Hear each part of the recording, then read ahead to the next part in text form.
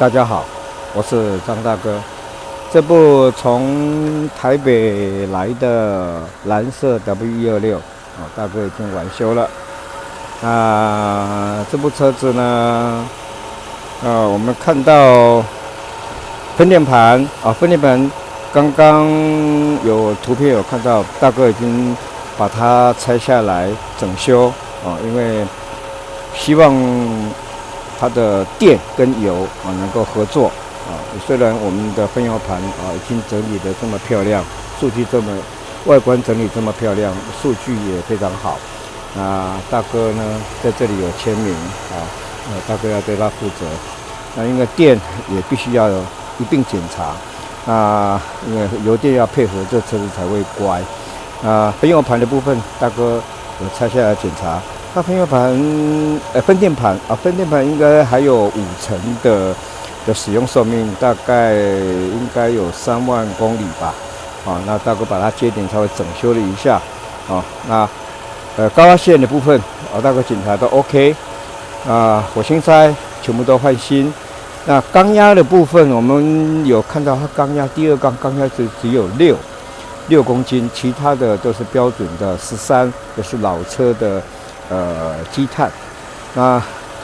结果呢，很意外的我们看到这部车整修之后，我们看它的怠速值目前在720、700左右。我们来看它的稳定度还是相当稳定你看它第二缸只有6，但缸压只有6，但是它还是这样的稳定并没有感觉到说这个缸压是有问题的。配油嘴呢全部都整修过了。分油盘我们看到干干净净，很漂亮如果相对其他的部分这个地方可能就是要引擎室要去清洗了这对比下来，包含这油管大概都有刷洗过。流量的部分回流量，这里的回流量流回油箱的回流量标准应该是2.2公斤以上。我们现在看到下面这个小数字是2.7，经过修正要扣3是2.4它属于中等标准。也就是说，它的油箱虽然经过前排，但是它并没有产生太多的脏污积在里头。大哥就把蓄压器漏油要换掉，汽油芯也换掉了。汽油帮补的话，看用大哥就不处理了。再来我们看到这上面有3个表最右边的是怠速马达的压力正确，中间呢是流量感知器，因为我们换新之后呢它数值也在标准值。最右边的呢是它的插压阀的电流量，因为它有 O2，O2 之后它会去修正那个我们的供油量数据也都在合理范围。我们来看看它的这个减速断油的功能这下油室的压力，我们来看看它减速断油的功能。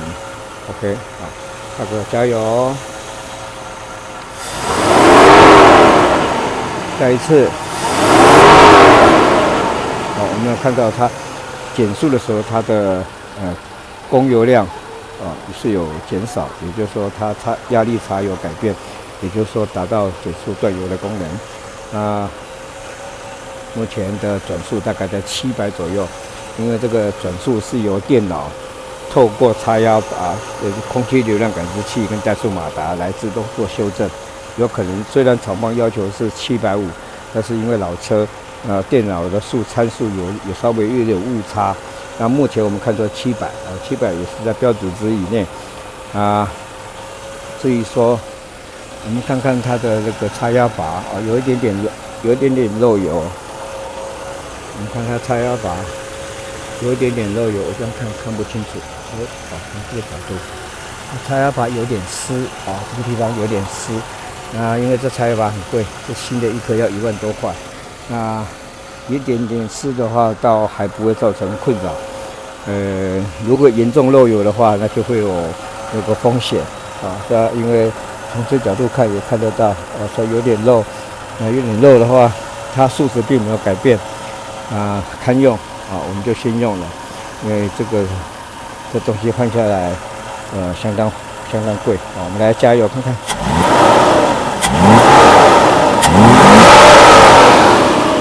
反应是非常正确。好，我们来看看它的后面。它排气管已经在滴水了这么热，今天很热，这么热的天气，排气管还滴水呢，就是相当不错了，代表它完全燃烧。我们到车内来看看。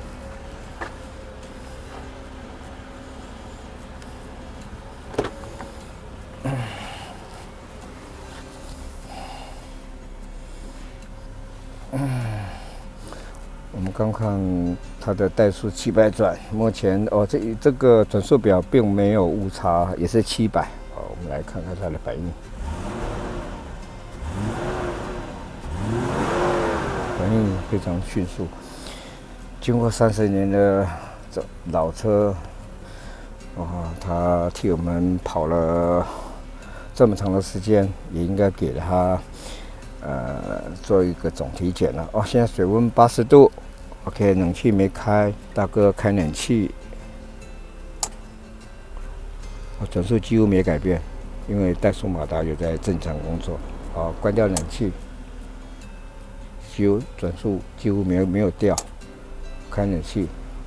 好，大哥踩刹车入档，转速掉了一点，大概在500左右，但是还是很稳定的。P 档。引擎，好，引擎关掉，热车重新启动，这一点就着了。不过这部车子它的汽油帮补是有减速，是有高速断油的功能的我们来试试看，它高速在怠速的时候，怠速在 P 档的时候，我们来试它的转速断油高速断油大概在4500左右，我们再试一次。有没有听到？好像就是有断油的现象，4500，再一次。